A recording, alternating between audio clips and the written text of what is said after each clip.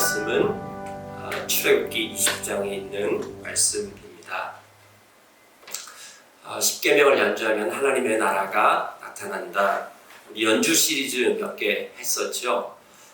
사도신경을 연주하면 하나님의 나라가 나타난다.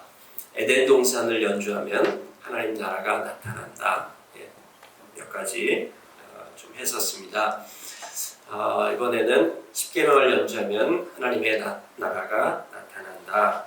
이런 제목으로 함께 말씀 나눌 텐데요. 이번 주랑 다음 주 십계명에 관한 말씀 함께 나누도록 하겠습니다. 성경 가운데 성경의 핵심을 이렇게 요약해서 이야기해 주는 것들이 있습니다. 구약에는 십계명이 그것이라고 좀 할 수 있습니다. 그리고 신약에서는 주기도문이라고 할 수 있고요. 그 다음에 교회 사시대에는 사도신경이라고 좀 할 수 있습니다. 십계명은 무엇에 대한 요약이냐면은 하나님의 백성이 어떻게 살아갈 것인가에 대한 요약이라고 할 수 있습니다. 한마디로 말하면은 그것을 요약해서 말하면은 사랑이라고 이야기하고 할 수 있습니다. 주기도문은 우리가 무엇을 기대하고 무엇을 바라고 있는가에 대한 것입니다. 그래서 이것은 소망에 대한 요약이라고 이야기할 수 있습니다. 하나님의 나라가 임하게 하여 주시옵소서. 이렇게 이야기하고 있습니다.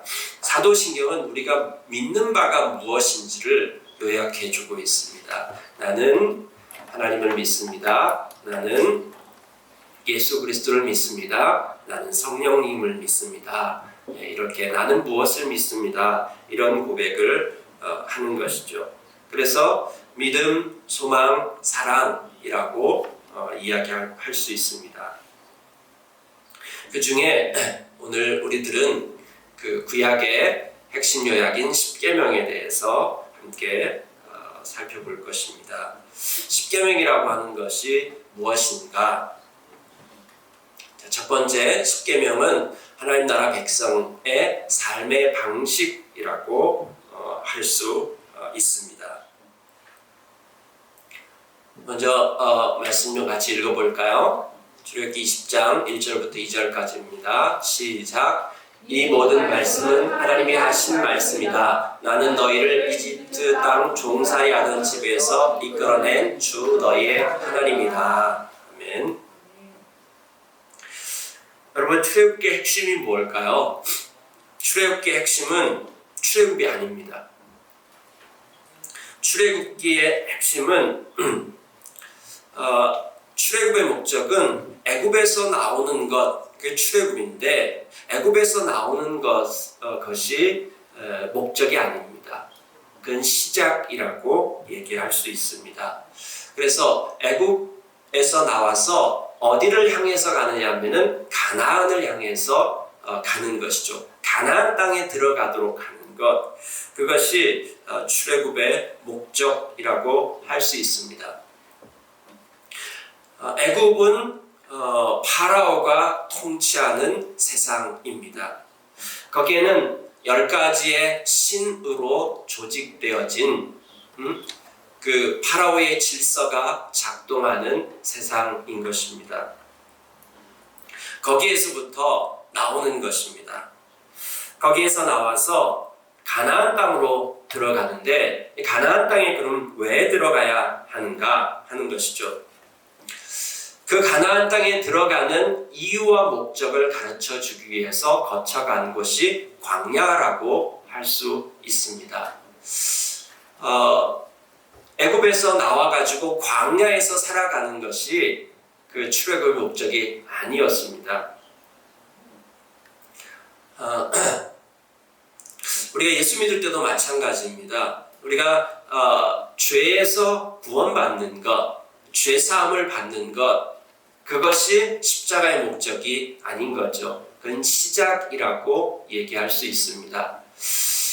사탄이 통치하는 세상, 하나님 없는 세상, 그 세상의 질서 가운데서 여러 가지 신들, 10가지의 우상을 믿는 그런 세상 가운데서 살다가 구원받은 것. 자, 그 구원받은 목적은 무엇일까요? 그것은 하나님의 형상으로 회복시키기 위함인 것입니다. 가나안 땅에서 산다라고 하는 것은 하나님의 백성으로 살아가는 삶을 의미하는 것입니다. 그럼 가나안 땅에서는 뭘 하려고 하는 것인가? 그것을 광야에서 가르쳐 주셨습니다. 그래서 출애굽한 지 47일째 될 때에 시내산에 도착을 했습니다. 그리고 그때 하나님께서 이스라엘 백성들에게 말씀하셨죠. 내가 너희를 인도해낸 하나님이다. 출애굽기 5장 출애굽기 19장 5절부터 6절까지 말씀입니다. 이제 너희가 정말로 나의 말을 듣고 내가 세워준 언약을 지키면 너희는 모든 민족 가운데서 나의 보물이 될 것이다. 온 세상이 다 나의 것이다. 그러므로 너희는 내가 선택한 백성이 되고 너희의 나라는 나를 섬기는 제사장 나라가 되고 너희는 거룩한 민족이 될 것이다. 너는 이 말을 이스라엘 자손에게 일러 주어라. 이렇게 하나님께서 모세를 불러가지고 제안을 했습니다. 너희가 나의 백성이 되길 원하느냐라고 제안을 했고 이스라엘 백성이 그렇게 하길 원합니다라고 고백을 했습니다. 여기에서 볼 수 있는 것이 무엇이냐면은 거룩한 제사장 나라가 되고 너희는 나의 소유, 보물 소유가 되고 그 다음에 그 소유가 된다라고 하는 것이 무엇입니까? 내가 선택한 백성이 된다라고 하는 것. 나는 너희의 왕이 되고 너희는 나의 백성이 되고. 네. 근데 이스라엘이 존재하는 목적이 뭐냐면은 제사장 나라라고 하는 것이죠. 제사장 나라. 제사장 나라는 온 열방을 위해서 존재하는 것이죠. 이 나라가 존재하는 목적이 자기 자신을 위한 것이 아니라 하나님께서 우리를 택하셨으니까 하나님 우리만 사랑하고 또 우리만 선택받은 민족이다 이런 것이 아니라 온 열방을 섬기는 온 세상의 대표가 되는 그런 나라가 되는 것이죠. 그것이 이스라엘의 존재 목적이었습니다. 이것은 벌써 오래전에 하나님께서 아브라함에게 하신 언약이었던 것이죠. 이제 그 언약이 성취되어져서 400년 만에 지금 출애굽한 것은 아무 근거 없는 가운데서 한 것이 아니라 400년 전에 아브라함에게 한 약속이 성취되어지는 그러한 순간입니다. 400년 전에 너희 조상 아브라함과 이렇게 약속을 했고 이제 그 일이 이루어져서 너희들이 여기까지 나왔다. 나는 너희와 함께 이제 언약을 맺어서 내가 아브라함을 통해서 한 나라를 세우겠다고 했는데 이제 너희가 그런 정도의 인원이 됐고 내가 너희들하고 언약을 맺으려고 하는데 너희들이 그렇게 하기를 원하느냐라고 한 것이죠. 근데 이 나라가 존재하는 목적이 뭐냐면은 제사장 나라라고 하는 것이죠. 그러면은 어떻게 제사장 나라가 되고 어떻게 거룩한 민족이 될 수 있을까요? 거룩한 민족이라고 하는 것은 뭐냐면은 이 세상에 굉장히 많은 나라들이 있는 것이죠. 그 나라 가운데서 특별한 민족, 이 나라들 가운데서 다른 구별되어지는 민족이라고 하는 것이죠. 이 세상에 존재하는 수많은 나라 가운데 또 한 나라를 세운 것이 아니라 그 나라 가운데서 특별한 목적을 갖고 하나님이 기원이 되는 그런 나라로 세우는데 이들이 어떻게 거룩한 민족으로 또 어떻게 제사장 나라로서 살아가게 될 것인가 하는 것이죠. 자, 그렇게 하기 위해서는 단순하게 애굽에서 나온 정도만이 아니라 도대체 너희가 누구인지, 이 정체성이 무엇인지, 어떤 사명을 갖고 있는지, 이것에 대해서 분명하게 이 정립을 해야 될 필요가 있었습니다. 그래서 가나안 이 애굽에서 곧바로 가나안 땅으로 간 것이 아니라 광야를 거쳐서 간 것이죠. 시내산에서 1년 동안 머물면서 이제 이것을 하나씩 하나씩 하나님께서 이스라엘 백성들 가운데 말씀하는 것이죠. 자, 그 가운데 어떻게 그 일들을 하냐면은 십계명을 통해서 너희가 거룩한 민족이 되고 그 다음에 제사장 나라가 될 수 있다라고 하는 것이죠.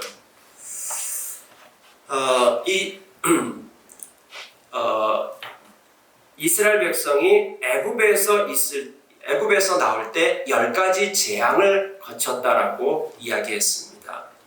이 10가지 재앙을 해체시키는 10가지의 계명이라고 할 수 있는 것이죠.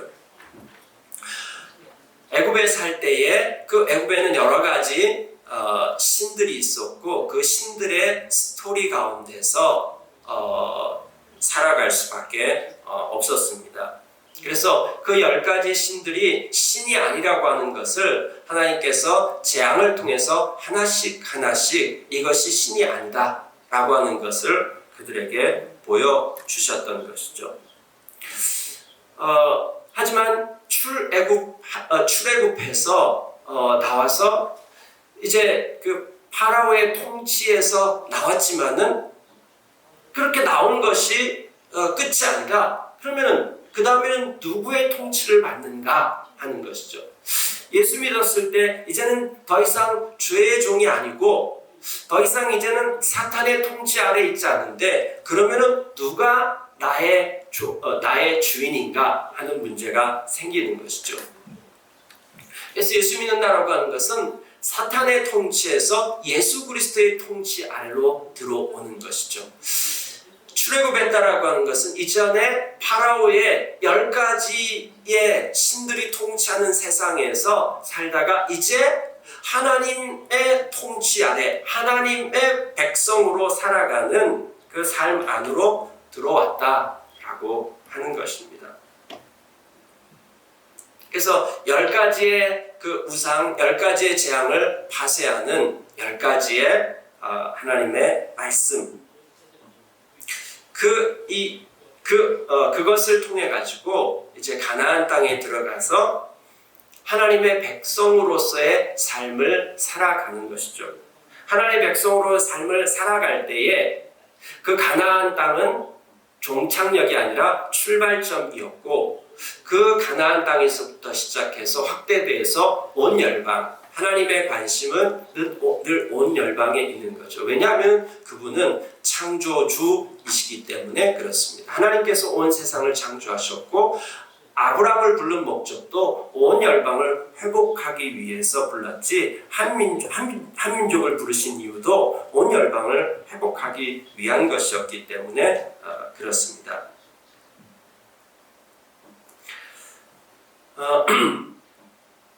이 10가지의 말씀을 이제 이스라엘 백성들한테 이야기하는데 그때 이 십계명이 유대인들의 십계명과 천주교의 십계명과 개신교의 십계명이 좀 다릅니다. 이 유대인의 십계명은 아까 읽었던 우리 본문 1절, 2절 전문이죠. 너희를 이집트 땅 종살이하던 집에서 이끌어낸 하나님의 말씀이다. 요걸 1계명으로 봅니다.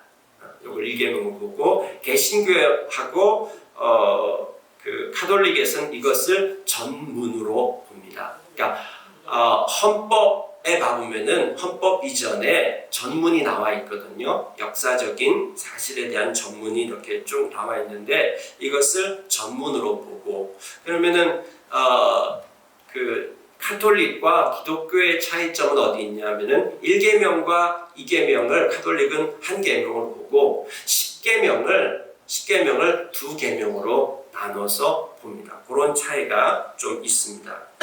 자, 우리가 볼 때는 이것을 10계명의 어떤 그 전문으로 봅니다.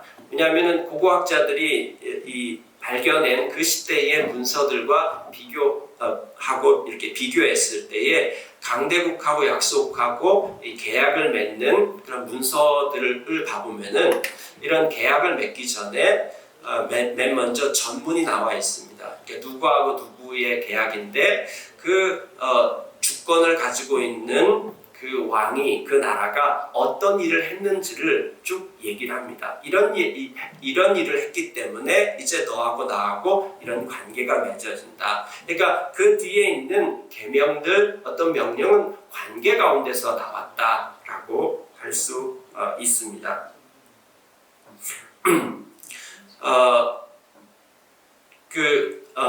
그리고 이제 이 이후에 이스라엘 백성들이 헌법이 계속 개정되기도 하잖아요.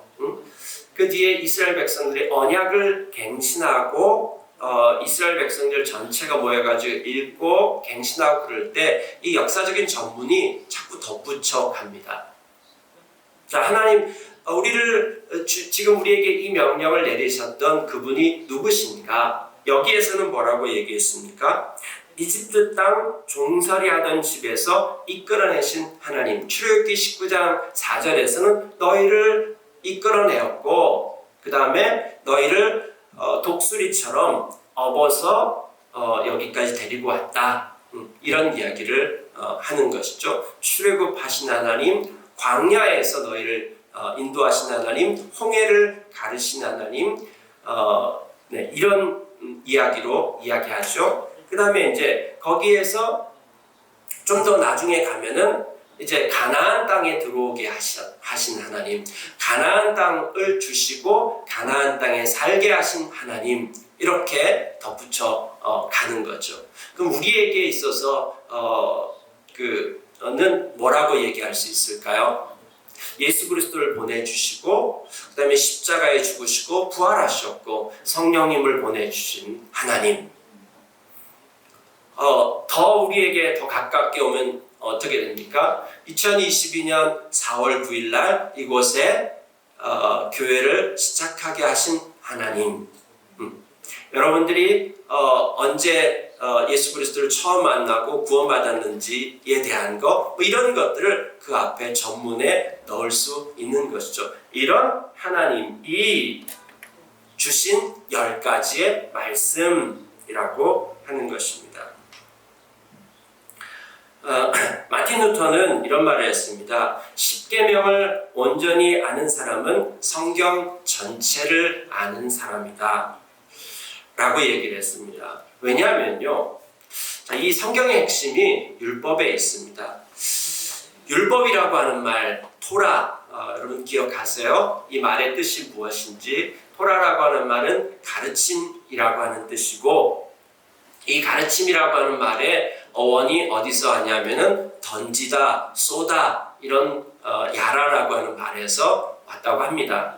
그래서 이것을 종합해서 보면은 이게 어떤 말이냐면은 하나님께서 우리를 창조하신 그 목적대로 살도록 인도하는 가르침, 그것을 토라, 율법이라고 이야기할 수 있습니다. 그것이 이 10개의 계명 말씀 안에 들어가 있다라고 하는 거죠. 그래서 애굽에서 끄집어내서 너희들이 이런 삶을 살아야 된다 라고 하는 것을 보여주신 것이죠. 그래서 이렇게 가나안 땅에 들어갔습니다. 이 계명을 받고 가나안 땅에 들어가서 이 계명대로 살았는지 못 살았는지. 이스라엘의 존재 목적은 부국강병한 국가가 되는 것이 아니라 이 율법의 말씀을 통해 가지고 하나님 나라의 백성으로 삶을 살았는지 안 살았는지가 이스라엘 백성들의 그 잣대가 되었던 것이죠. 이 말씀대로 살지 않았습니다. 이 말씀대로 살지 않아서 이스라엘이 망했습니다. 이스라엘이 망한 이유 열왕기하 17장에 가보면은 전부 우상 숭배 때문이었고 그 다음에 하나님과의 언약을 깨뜨렸기 때문이라고 그렇게 이야기합니다. 그래서 이스라엘이 망했습니다. 그 다음에 예수님께서 이제 오셔가지고 산상수훈에서 얘기하시는 내용이 무엇입니까? 예수님께서 뭘 선포하냐면은 이러한 사람이 복이 있는 세상이 될 것이다. 그 다음에 그 소금이 맛을 잃은 소금이 맛을 되찾게 됐고, 그 다음에 빛을 잃은 자들이 빛을 되찾게 되어지는. 그러니까 예수 그리스도께서 오셔서 통치하는 세상이 되면은 이러한 사람들이 복과 빛과 맛을 회복하게 되어지는 그러한 세상이 될 것인데, 그것이 어떻게 되냐면은 나는 율법을 폐하러 온 것이 아니라 율법을 완성시키러 왔다. 이 말은 무슨 말이냐면은 이스라엘 백성들의 지금 현재 상태가 복이 없는 상태이고, 이스라엘 백성들의 현재 상태가 맛을 잃어버린 상태이고, 이스라엘 백성들의 현재 상태가 지금 빛을 잃어버린 상태이다.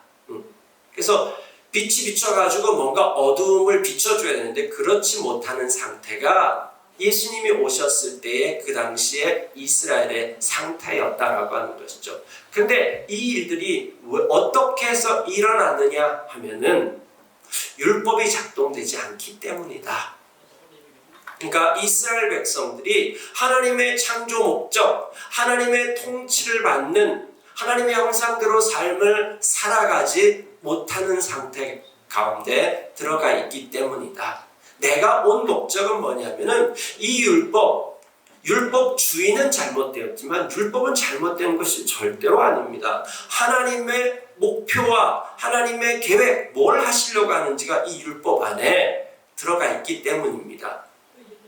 구원의 목적이 우리로 하여금 이 율법이 작동되도록 하기 위한 것이죠. 하나님 백성으로 제대로 살아가도록 하기 위한 것이죠.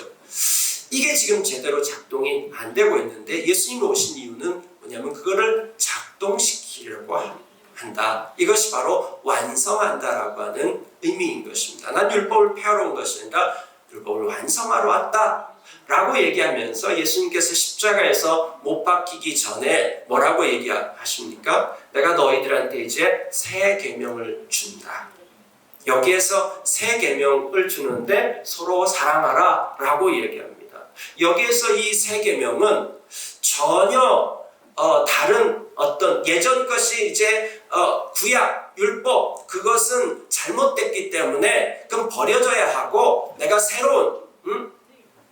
새로운 것을 주겠다 이런 말이 아닙니다. 여기에서 새는 뭐냐면은 원래의 것이 제대로 회복되어져서 갱신되어져서 작동하도록 만드는 것이죠. 새 계명은 뭐냐면은 원래의 계명이 제대로 작동하도록 하는 것. 새 계명은 서로 사랑하라. 여러분 10계명이 아까 요약하면 뭐라고 했습니까? 사랑이라고 얘기했습니다. 하나님 나라 백성의 행동의 요약인데 그것이 바로 사랑인 것입니다. 새 계명을 주는데 서로 사랑해라. 이제까지 그게 작동이 안 된 것을 이제 십자가에 못 박히는 걸 통해 가지고 작동되도록 내가 만들 것이다. 그리고 십자가에서 못 박히시면서 성찬을 하시면서 뭐라고 얘기합니까? 이제 새 언약을 맺는다. 원래 언약 언제 맺었습니까? 이 구약 출애굽기 19장 출애굽한 이스라엘 백성들과 맺은 그 언약을 이제 새롭게 갱신해서 그것이 새 언약이 되도록 하는데, 그 새 언약이 갱신되어지면은 더 이상 이제 그 율법이 돌판에 새겨지는 것이 아니라 너희 마음판에 새겨지고, 사람의 손으로 쓴 것이 아니라 성령님께서 너희 안에 계셔가지고 그 성령님께서 그 율법이 너희들에게 작동하도록 만들겠다라고 하는 것이죠. 이것이 성경 가운데 쭉 기록되어져 있는 내용입니다. 그렇기 때문에 이 십계명을 온전히 아는 것은 성경 전체를 안다라고 얘기할 수 있습니다. 스탠리 하워스는 십계명이라고 하는 책에서 이렇게 얘기했습니다. 십계명은 세상을 위한 윤리적인 지침이나 세상을 향해 선포할 기독교 선언문이 아니라 자신이 누구이며 자신이 누구의 소유인지를 알게 된 그리스도인 공동체가 이 땅의 세속 문화와 그 가치에 대항하여 살아갈 수 있도록 하는 삶의 방식이다. 그렇게 얘기했습니다. 복잡한 것 같은데 간단하게 얘기하면은 하나님 나라 백성의 삶의 방식. 하나님 백성들은 어떤 문화로 살아가는가. 윤리라고 하는 것은 우리가 살아가는 삶의 법칙인 거잖아요. 그러니까 하나님의 백성들이 어떤 삶을 살아가면은 그 삶에서 라이프 스타일, 삶의 방식이 드러나게 되거든요. 그것이 바로 십계명이다. 그렇기 때문에 십계명은 하나님 나라 백성의 삶이다. 이것이 하나님께서 이스라엘 백성들을 출애굽시킨 목적이고, 가나안 땅에 들어가서 뭘 할 것인가? 가나안 땅에 들어가서 뭘 할 것인가? 하나님께서 이스라엘 백성들 온 세상을 가장 부자 나라로 만들어주는 것이 목적이었나? 아니면 가장 강력한 나라로 만들어주는 것이 목적이었나? 아닌 것입니다. 하나님 그런 걸 약속한 적이 없습니다. 그들이 가나안 땅에 들어가서 하나님 나라 백성의 삶을 살도록, 하나님께서 창조하신 목적대의 삶을 살도록, 그것이 안 되면 거기에서 쫓겨난 것입니다. 자, 두 번째는요, 십계명의 핵심은 하나님을 예배하고 사랑하는 것이라고 할 수 있습니다. 우리나라의 헌법 1조 1항에 봐보면은 대한민국은 민주공화국이다. 대한민국의 주권은 국민에게 있고 모든 권력은 국민에게서 나온다 라고 이야기했습니다. 이 십계명은 한마디로 말하면 하나님 나라의 헌법이라고 얘기할 수 있습니다. 헌법이라고 하는 것은 각 나라를 세우는 제일 기초가 되는 법이고, 그 헌법 안에 여러 가지 설계 도면이 들어있고, 그것이 확장되어서 나타나는 것이 나라라고 이야기할 수 있습니다. 그러니까 이 십계명을 자세하게 들여다보면은 하나님의 계획이 무엇이고, 그 다음에 하나님 나라가 보이게 되는 것이죠. 그래서 이 십계명이라고 하지만 10마디의 말씀이라고도 합니다. 하나님의 이 10마디의 말씀, 십계명, 말씀을 살아가기 시작할 때 우리를 통해서 하나님의 나라가 작동되어지기 시작하는 것이죠. 완벽하지 않지만은 이 세상 나라 가운데서 하나님의 나라로 살아가기 시작하는 것이고, 그것을 통해서 하나님의 나라가 확장되어지게 되는 것이죠. 이 헌법 1조 1항이 굉장히 중요한데, 그럼 하나님 나라 헌법의 1조 1항이 무엇인가? 그것이 바로 1계명이라고 이야기할 수 있습니다. 1계명은 뭐냐면은 너희는 내 앞에서 다른 신들을 섬기지 못한다 라고 되어 있습니다.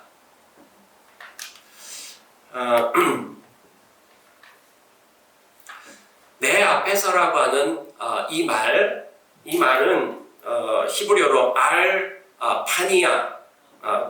파나이라고 하는데, 이 알이라고 하는 건 뭐냐면은 전치사로 어디 앞에 위에 16가지가 있다라고 합니다. 이 파나이라고 하는 말은 얼굴이라고 하는 것입니다. 내 얼굴. 그러니까 하나님의 얼굴 앞에, 하나님의 얼굴 앞에 다른 신들을 섬기지 못한다가 아니라 두지 못한다. 이게 이제 원문에 되어 있는 것입니다. 자, 이 표현이 어떤 표현인 것 같습니까? 나하고 너 사이에, 지금 나하고 너 사이에 중간에 아무것도 뭐가 끼어들지 못하게 해라. 내 얼굴과 네 얼굴 사이 중간에 아무것도 있게 하지 말아라. 이렇게 얘기하는 것입니다. 여러분, 이건 애정 표현입니다. 애정 표현. 하나님의 애정 표현입니다. 누가 이 말을 할 수 있을까요? 누가 이 말을 할 수 있을까요? 자, 우리 황정우 사모한테 사모님, 딴 데 보지 마세요. 저만 봐보세요. 저만 보세요. 그리고 사모님하고 황정우 씨 당신하고 나 사이에 어느 누구도 끼어들지 못하게 하세요. 이거 누구만이 할 수 있는 이야기입니까? 네. 네, 너는 딴 남자를 만나지 못한다. 이거 누구만이 할 수 있는 이야기입니까? 네, 남편만 할 수 있는 얘기죠. 이런 남편에 대해서 이기적이다. 너무 욕심이 많다. 라고 얘기할 수 있습니까? 자, 이것은 하나님의 애정 표현이라고 그렇게 이야기할 수 있습니다. 자, 이 계명이 어떤 딱딱한 법 조항이 아니라 지금 아까 전문에서 얘기했던 것처럼 그 전제가 뭐냐라고 하는 거죠. 그 전제가 좀 뭘 하신 하나님이, 그러니까 아무나 와서 우리 황정우 씨한테 뭐라고 그렇게 하면은 안 되는 거죠. 그 전제가 뭐냐면은 결혼했어, 남편이야, 이렇게 얘기했을 때랑 그냥 아무 관계 없어. 그 전제가 없이 될 수 없다라고 하는 것이죠. 그러니까 이 10가지의 계명은 모두 관계에서 나온 계명인 것이죠. 그러면은 왜 하나님은 나하고 너 사이에 아무도 못 끼어들게 하라고 했을까요? 왜 나만 바라보라고 얘기했을까요?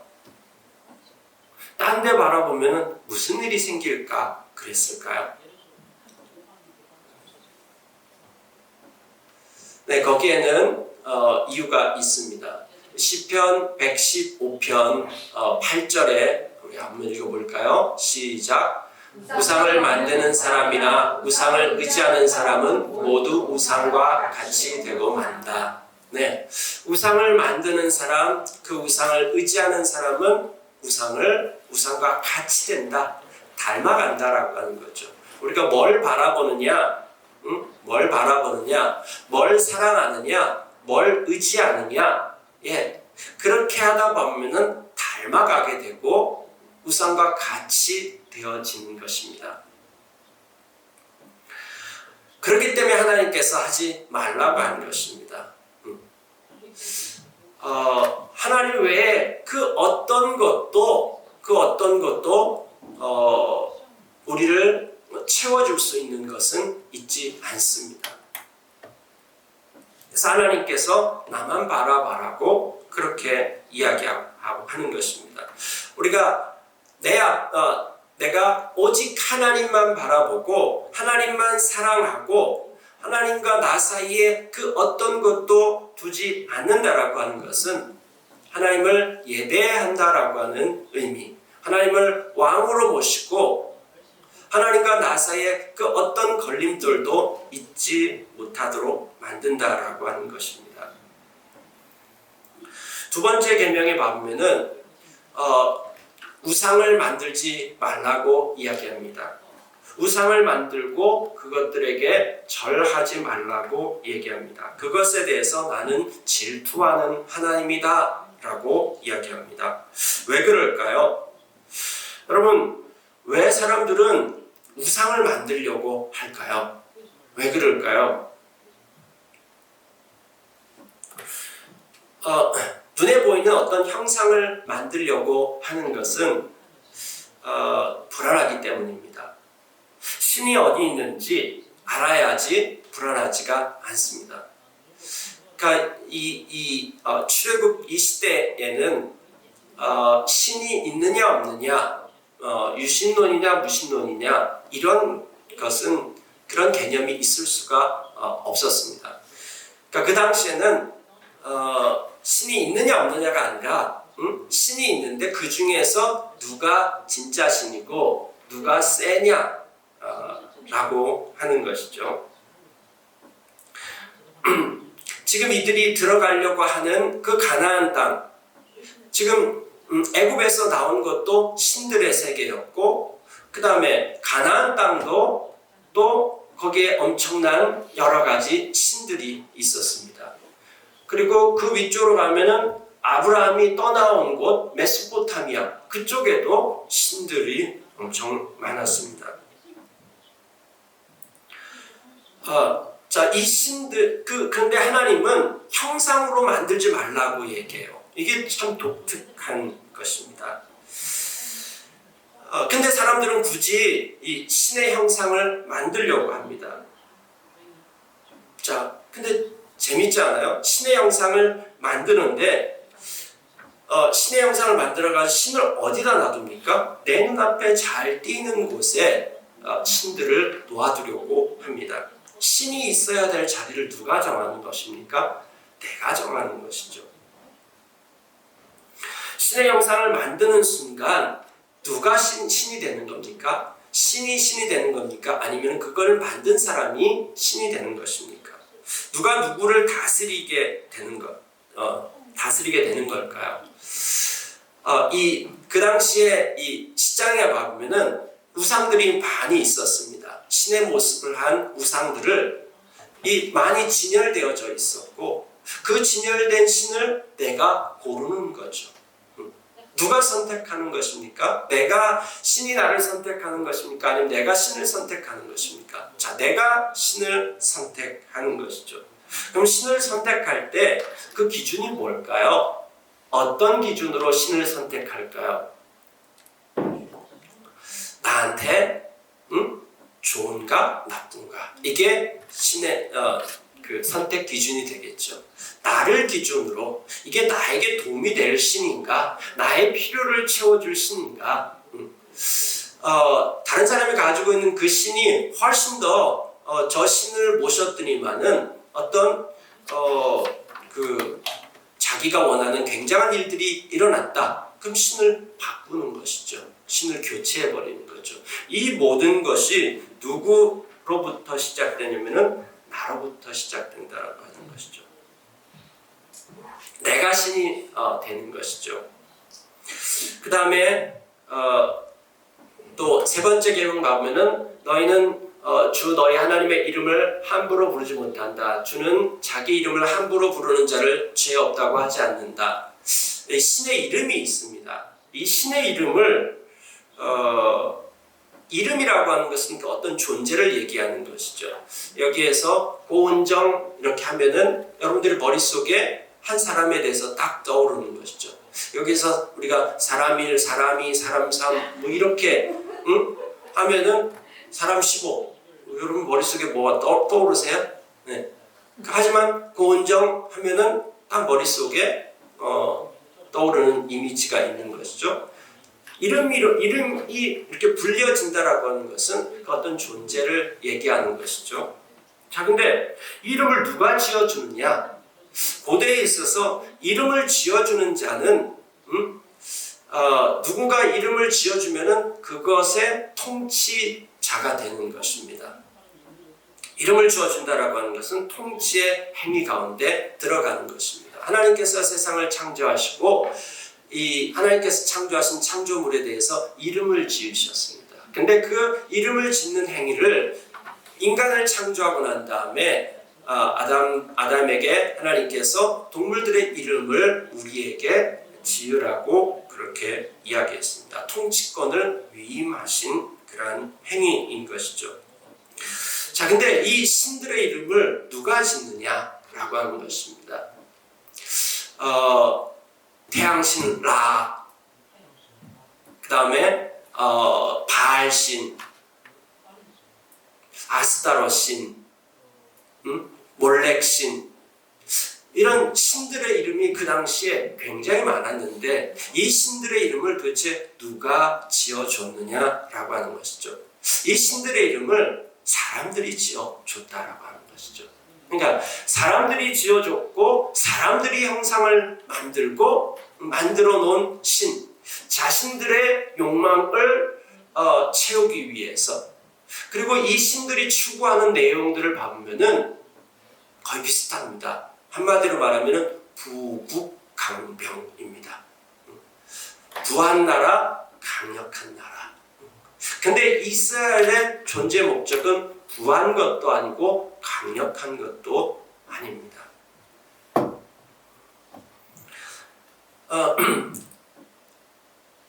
그러니까 이 앞에 이 세 계명을 봤을 때 어떤 것을 볼 수 있냐면은 하나님이 주인이시다. 하나님이 이 나라의 왕이시다. 그 하나님을 예배하고 그 하나님을 바라보고 그 하나님을 사랑하고 여기에서 모든 것들이 나온다라고 하는 것입니다. 이것으로 충만하다라고 하는 것입니다. 이렇게 하나님을 왕으로 모시고 그 하나님을 예배하고 닮아가는 삶, 거기에서 나오는 라이프 스타일이 있다라고 하는 것입니다.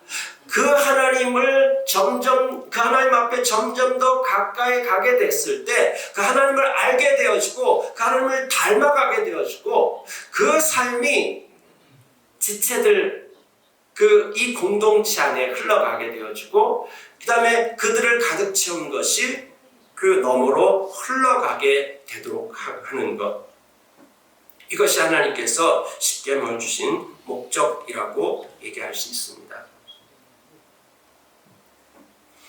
여러분, 이스라엘은 무엇으로 유명할까요? 각 나라마다 이 나라가 살아갈 수 있는 어떤 특별한 그 강점들이 있을 수 있잖아요. 이스라엘은 무엇으로 유명할까요? 이스라엘의 자연환경이 유명할까요? 이스라엘의 천연자원이 유명할까요? 이스라엘이 아주 부자 나라인가요? 이스라엘이 아주 강력한 제국을 이루는 나라일까요? 이스라엘의 인구가 많을까요? 이스라엘에 어떤 특별한 그 기술이 있는 나라일까요? 전부 아닙니다. 이스라엘의 가장 유명한 것은 이스라엘의 왕이신 하나님이십니다. 이스라엘이 이스라엘 되어진 것은 하나님 때문입니다. 이스라엘이라고 하는 말 뜻 자체가 하나님의 다스림을 받는 자들이라고 하는 말입니다. 하나님의 통치를 받을 때에, 그래서 하나님을 닮아가는 삶을 살기를 시작할 때에 부국강병을 추구하지 않는데 이들의 나라는 강력하게 되고 그 안에서 생명이 넘치는 일들이 일어나게 되는 것입니다. 반대로 이 하나님을 의지하지 않았을 때 이스라엘은 그야말로 아무것도 아닌, 이들이 생각할 때 하나님만 의지하고 하나님만 사랑하는 것, 그거 갖고 부족해가지고 자꾸 여기저기 기웃기웃 거렸을 때, 그래서 열방을 닮아가려고 했을 때에 이스라엘은 쇠퇴했고 망했습니다. 그리스도인들은 그리스도를, 왕을 따르는 자들인 것입니다. 그리스도인들이나 이스라엘이나 십계명이나 세계명이나 다 마찬가지입니다. 그 핵심이 하나님을 사랑하고 하나님을 예배하고 하나님을 닮아가는 것입니다.